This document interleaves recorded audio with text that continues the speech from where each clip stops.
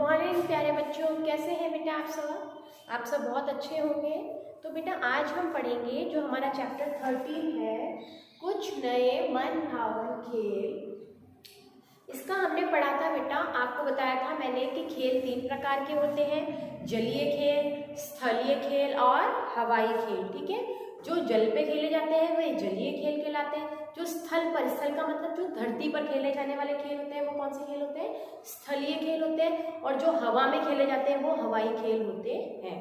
ठीक है, तो हमने स्थलीय खेल यानी कि जो स्थल पे खेले जाने वाले खेल है वो हमने 5 खेल हम पढ़ चुके हैं। 5 खेलों में देखिए बेटा, पहला खेल कौन सा था आपका? पथारोहण। पहला खेल कौन सा खेला था आपने? पथारोहण। ठीक है, और दूसरा खेला था हमने पर्वतारोहण।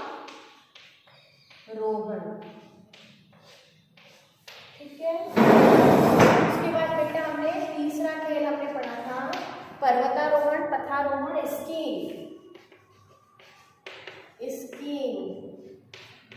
ठीक है, और जो 4th खेल हमने पढ़ा था बेटा उसका नाम था हॉकी। और जो 5th खेल हमने पढ़ा है उसका नाम है क्रिकेट। ठीक है, तो हम 5 खेल हम पढ़ चुके हैं। एक है आपका पथारोहण, पर्वतारोहण, स्कीइंग, हॉकी और क्रिकेट। ये 5 खेलों के बारे में हम पढ़ चुके हैं। और जो एक खेल इसमें बच गया है, जो स्थलीय खेल है उनमें एक खेल हमारा बच गया है और उस खेल का नाम है कबड्डी। तो वो कबड्डी हम अभी पढ़ेंगे। नंबर 6 है आपका कबड्डी। ठीक है बेटा, तो कबड्डी के बारे में हम अभी पढ़ेंगे। कबड्डी में देखिए बेटा क्या होता है कि कबड्डी यह भारत का सर्वाधिक लोकप्रिय खेल है। आपने भी पढ़ा होगा कबड्डी के बारे में, खेला भी होगा आप सब बच्चों ने तो कबड्डी। तो कबड्डी जो है हमारे भारत का सर्वाधिक लोकप्रिय खेल है, जिसे भारत के गांव और शहरों में बड़े ही आनंद और उत्साह के साथ खेला जाता है। यानी कबड्डी न केवल गांवों में बल्कि शहरों में भी बहुत ही उत्साह के साथ खेला जाता है। समूह में खेले जाने वाले खेलों में भी 2 पक्ष होते हैं। ठीक है, ये भी खेल कैसे खेला जाता है? ग्रुप में खेला जाता है। जैसे हमने हॉकी पढ़ा था, जैसे हमने क्रिकेट पढ़ा था, वैसे ही कबड्डी भी कैसा खेला जाता है? ग्रुप में ही खेला जाता है। इसमें भी क्या होता है? 2 टीम होती है, प्रत्येक पक्ष में 7 खिलाड़ी होते हैं। अब देखिए जैसे हमने पढ़ा था क्रिकेट में 11-11 खिलाड़ी होते हैं, ऐसे ही कबड्डी में कितने होते हैं? 7-7 खिलाड़ी होते हैं। यह भारत के विभिन्न राज्यों में भिन्न भिन्न नामों से जाना जाता है। यह जो क्रिकेट खेल है हमारा जो है, ये जो कबड्डी है ये भारत में क्या है? भिन्न भिन्न अलग अलग तरह के नामों से जाना जाता है। कबड्डी तमिलनाडु, महाराष्ट्र, बिहार, आंध्र प्रदेश, तेलंगाना और पंजाब में खेली जाती है। यानी ज़्यादातर कबड्डी कहाँ पे खेली जाती है? खेली तो सभी जगह जाती है, लेकिन जो फेमस कबड्डी है वो कहाँ कहाँ पे खेली जाती है? तमिलनाडु, महाराष्ट्र, आंध्र प्रदेश, बिहार, तेलंगाना और पंजाब में खेली जाती है। ऐसा नहीं है कि राजस्थान में नहीं खेली जाती हो, लेकिन कम खेली जाती है, ज़्यादा इन प्रदेशों में खेलने को मिलती है। इस खेल के विकास के लिए, अब देखो इसके डेवलपमेंट के लिए कि इसको आगे तक कैसे बढ़ाया जाए, इसके लिए kabaddi federation of India KFI की स्थापना की गई। किसकी स्थापना की गई? इसके लिए KFI की स्थापना की गई, जिसका पूरा नाम है कबड्डी फेडरेशन ऑफ इंडिया। क्या नाम है इसका पूरा? कबड्डी फेडरेशन ऑफ इंडिया की स्थापना की गई। यह खेल जापान, मलेशिया और नेपाल में भी प्रचलित है। अब देखिए यह खेल न केवल इंडिया में बल्कि कहाँ पे फेमस है? बाहर भी फेमस है। मलेशिया में, जापान में और नेपाल में भी यह खेल खेला जाता है। एशियाई खेल प्रतियोगिताओं में भारत ने कबड्डी के मैच में कई बार स्वर्ण पदक जीते हैं। कई बार क्या जीता है?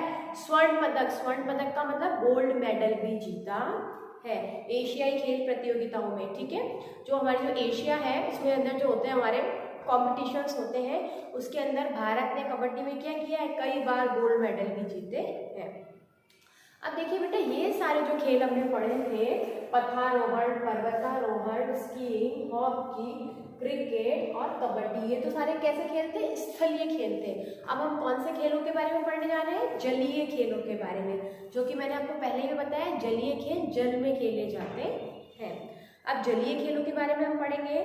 नदियों, झीलों, जलाशयों में खेले जाने वाले खेल जलीय खेल कहलाते हैं। ठीक है, कहाँ कहाँ पे, नदियों में, झीलों में, जलाशयों में जो ये खेल खेले जाते हैं, कौन से खेल कहलाते हैं, जलीय खेल कहलाते हैं। अब इनमें कौन कौन से खेल आते हैं, तैराकी, वाटर पोलो के अतिरिक्त रिवर राफ्टिंग, कयाकिंग, कैनोइंग, पाल नौकायन आदि जल क्रीड़ाएं बहुत ही लोकप्रिय होती जा रही है।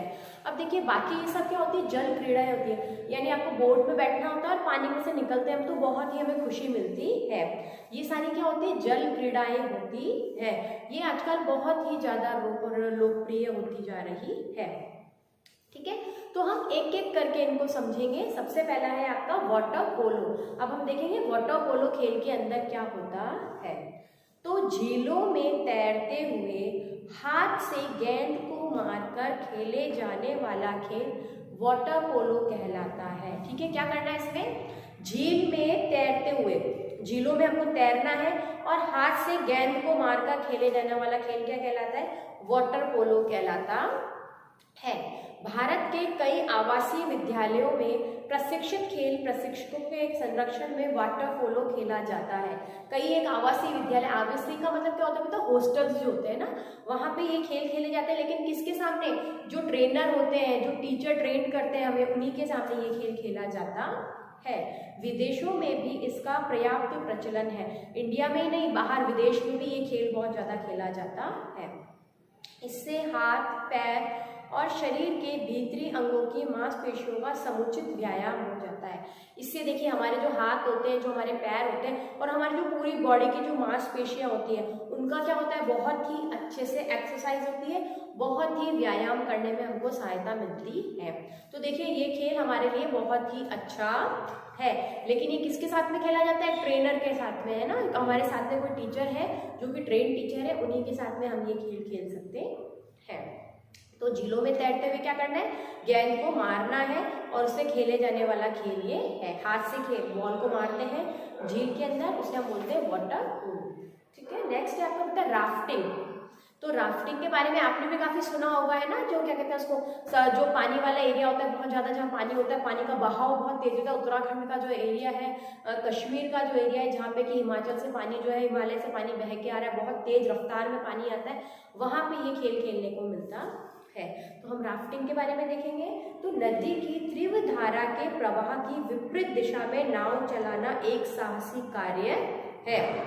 यानी जो नदी की धारा आ रही है उसके प्रवाह के विपरीत दिशा में, ऑपोजिट साइड में क्या होता है, नाव को चलाना एक बहुत ही साहसिक कार्य है। हर कोई ये कार्य नहीं कर सकता। गंगा की धारा देवप्रयाग से आगे बड़ी तीव्र और वेगवती होती है। जो गंगा की जो धारा होती है वो देवप्रयाग से आगे निकल के बहुत तेज, स्पीड बहुत ज़्यादा हो जाती है उसकी, है ना। तो राफ्टिंग के लिए यह हिस्सा बहुत उपयुक्त है। वो जो जगह है वो बहुत बेस्ट जगह है अगर राफ्टिंग करनी हो तो। इसके लिए राफ्ट का मतलब होता है सिंथेटिक फाइबर की बनी हुई नाव होती है। आप जब जाओगे उस एरिया में तो आप देखना ऐसे इस तरह की नाव बनी होती है जो कि सिंथेटिक फाइबर से बनी हुई होती है, लकड़ी की नहीं बनी होती, वो किससे बनी होती है, सिंथेटिक फाइबर की नाव होती है। जीवन रक्षक जैकेट यानी लाइफ जैकेट हमको पहनाते हैं जिससे कि हम बच पाए, अगर गलती से हम गिर जाते हैं तो उस जैकेट से हमारी क्या होती है, रक्षा हो जाती है। हेलमेट पहनाया जाता है हमें और चंपू की आवश्यकता होती है। प्रत्येक नौका में 6 से 8 लोग सवार होते हैं। एक बोट के अंदर कितने लोग होते हैं, 6 से 8 लोग सवार होते हैं। प्रशिक्षक का होना भी जरूरी होता है। सब साथ में ये नहीं कि हम 6 लोग या 6 लोग बैठ के चल दिए, ऐसे नहीं होता बेटा। उसमें क्या होता है, जो ट्रेंड होता है ना, जो ये काम करता रहता है, जो राफ्टिंग करता रहता है, उसका होना बहुत ही जरूरी होता है। यह खेल आनंददायक तो है परंतु अत्यधिक जोखिम से भरा हुआ है। अब आप सोचोगे कि मैम इसमें जोखिम कैसी है, तो बेटा इसमें जोखिम ये है कि आपने देखा होगा जब पानी बहुत तेज बहाव में जाता है तो उसमें चट्टानें होती है ना, पत्थर भी होते हैं उसके अंदर नदी के अंदर बहुत बड़े बड़े पत्थर होते हैं। अगर गलती से भी नाव से अगर आपका बैलेंस नहीं बना और आप नीचे गिर गए तो आपके सर में क्या हो सकता है, चोट लग सकती है और कई लोगों की तो वहीं पर ही मृत्यु भी हो जाती है। तो इसीलिए यह खेल कैसा है, बहुत ही साहसिक कार्य भी है, बहुत ही जोखिम भरा ये खेल है।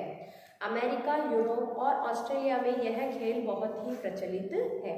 अमेरिका में, यूरोप में और ऑस्ट्रेलिया में तो यह खेल बहुत ही फेमस है, बहुत ज़्यादा खेला जाता है।